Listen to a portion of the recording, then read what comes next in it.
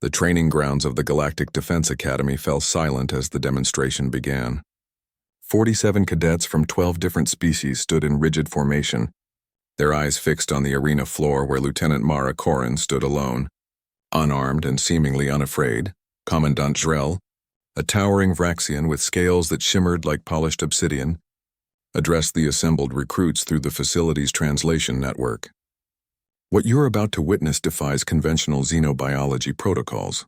It contradicts every established theorem on interspecies behavioral dynamics, and yet Lieutenant Corrin has achieved it 17 times in the past Galactic Standard Year. A murmur rippled through the crowd. The Kelzorian cadets clicked their mandibles in skepticism. The crystalline Photari hummed frequencies of doubt. At the far end of the arena, a reinforced gate began to rise with a mechanical groan. Behind it, darkness stirred. Mara remained still, her posture relaxed but alert. She wore the standard academy uniform, no protective gear, no weapons of any kind. Her dark hair was pulled back in a practical braid, and her brown eyes tracked the opening gate with unwavering focus. "The creature you are about to see," Drell continued, "is a Vacthrian cub, approximately 8 months old. On its homeworld, Vakthar Prime, these apex predators are responsible for more deaths than any other species in that sector. They possess retractable claws capable of piercing starship hull plating, jaws that can crush bone, and a hunting instinct that activates at birth." The gate locked into its open position. For 3 heartbeats, nothing emerged. Then Rick bounded into the arena. The cub was already the size of an earth lion, his muscular frame covered in midnight blue fur that rippled with each powerful movement. Bioluminescent stripes along his flanks pulsed with amber light, a warning display that preceded attacks. His 6 eyes, arranged in 2 rows of 3, scanned the arena with predatory intelligence. When he opened his mouth, exposing rows of crystalline teeth, several cadets stepped back involuntarily. "Hold your positions," Drell commanded sharply. Rick's attention locked onto the formation of cadets. His haunches tensed. The stripes along his body flared brighter, shifting from amber to aggressive crimson.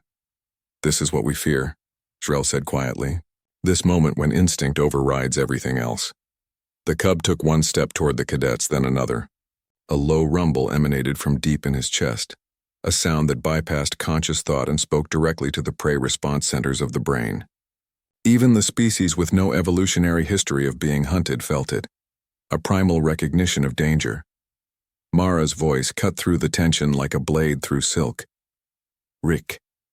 1 word. Calm, clear, carrying no fear. The cub's ears swiveled toward her, but his eyes remained fixed on the cadets. "Rick, look at me." This time, the massive head turned. 6 eyes, each capable of tracking independent targets, all focused on the small human standing 20 meters away. Mara crouched down, lowering herself to the cub's eye level. The movement was fluid, unthreatening, yet somehow commanded attention. She extended one hand, palm up, in an ancient gesture of offering and trust.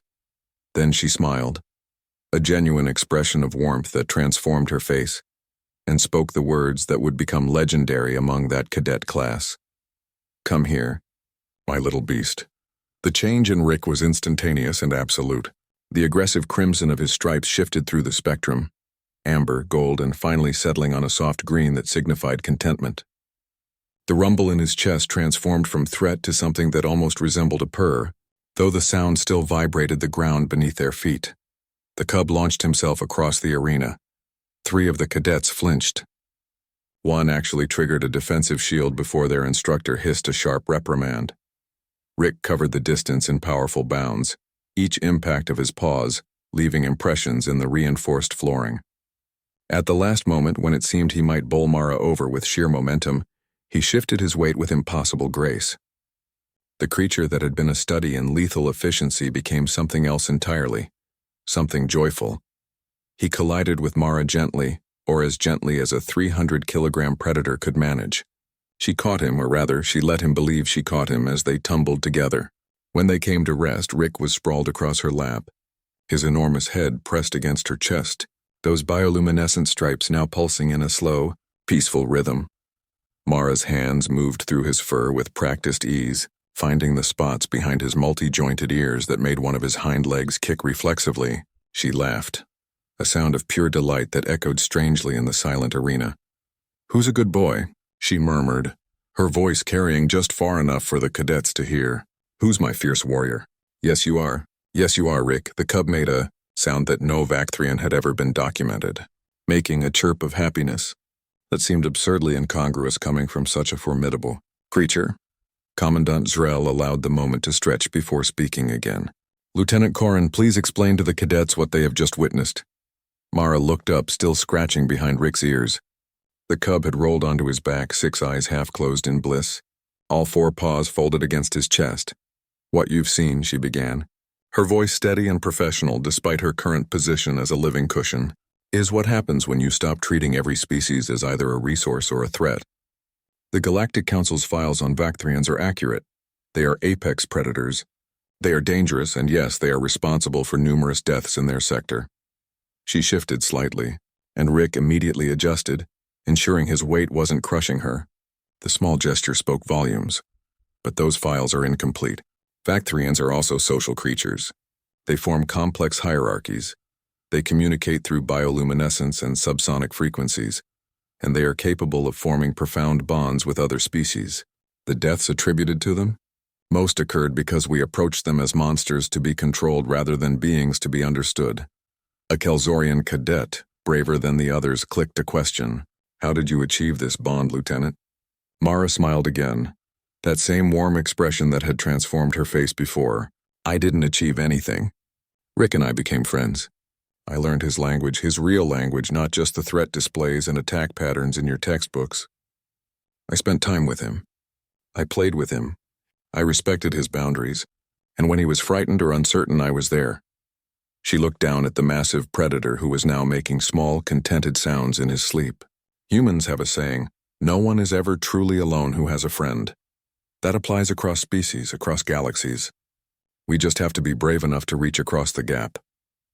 Rick's eyes opened, all 6 of them, and fixed on Mara's face with unmistakable adoration.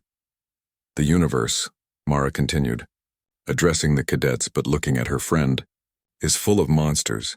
But every monster is someone's family, someone's companion, someone's beloved beast.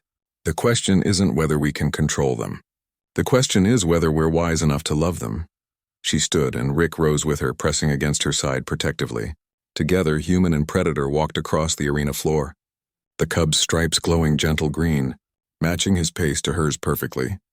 The cadets watched in silence, each processing what they had witnessed in their own way. But they would all remember this moment, the day they learned that humanity's greatest strength wasn't their technology or their tactics. It was their infinite capacity to see the person behind the predator and to call them friend.